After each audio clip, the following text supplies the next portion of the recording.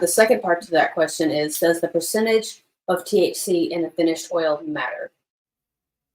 Yes, it definitely matters. So if it's too low, then then there's contaminants that could be in there, and that are most likely in there, right? Like, so if you have like a one that has cannabinoids or THC that's 40%, let's say, there's going to be a whole lot of other junk in there to fill the void of where those percentages of THC should have been.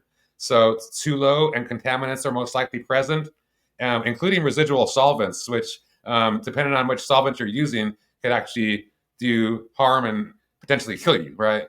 And if you have too high of a percentage of cannabinoids, which would seem like a good thing, right? And most people, they strive for that, but it technically isn't a good thing to have too high of them, because, like you just said earlier, with those over hybridized strains that have, like, in the flower, like 25, 30 plus percent, if you have too high of a percentage of the cannabinoids in the oil, then you're going to be missing some other components that would have been in the RSO. All right. So it could have been chlorophyll, flavonoids, terpenes, flavonoids, or any other phytonutrients. They're going to be missing because of there's so much cannabinoids in there.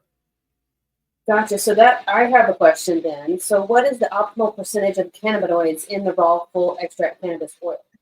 Okay, so that's a really good question. So for the high THC RSO, what I've found over the years, for over a decade of doing this specific oil, is 62 to 72% THC in the oil. Like when you test it, the raw oil, it has 62 to 72% of THC, active THC in there, and then up to 10% of other cannabinoids. So there's, like I just mentioned, there's like 113 plus cannabinoids. So there could be CBD, CBG, CBC, CBN inside of there, and all of those added up together can be like right around anywhere from usually like at least 3 or 4% up to about 10% in really quality oils. And then on the high CBD version, it's almost the same as that 62 to 72%, but it's a little bit lower. It's 60% to 70% of CBD, active CBD in the oil. And, so active meaning the acid molecule's been taken off,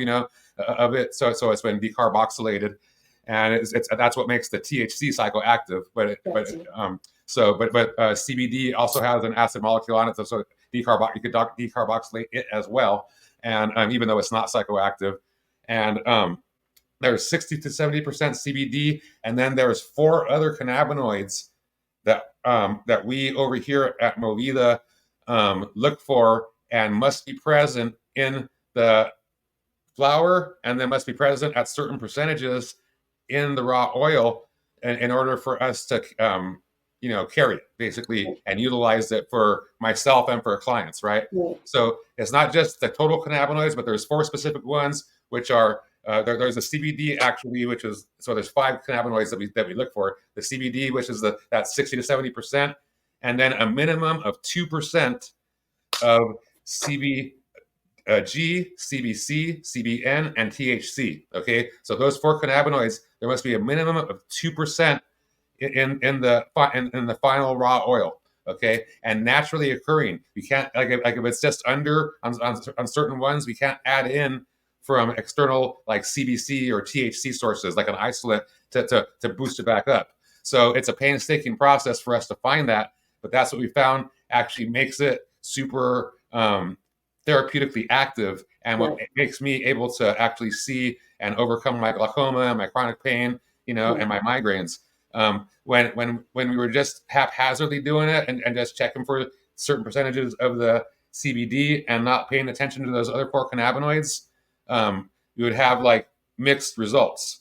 It took like over 2 years. It took me 17 years to figure out the first extraction process, and then 2 more years to figure out that cannabinoid combination to get the beneficial results from the high CBD RSO. So, and I'm the only person, and we are the only company that I know that has this specific actual high CBD RSO and a true RSO that is high CBD. Other people, there are a few, there's a very small amount that say that they have it, but I've checked what they have, and it is not the real deal.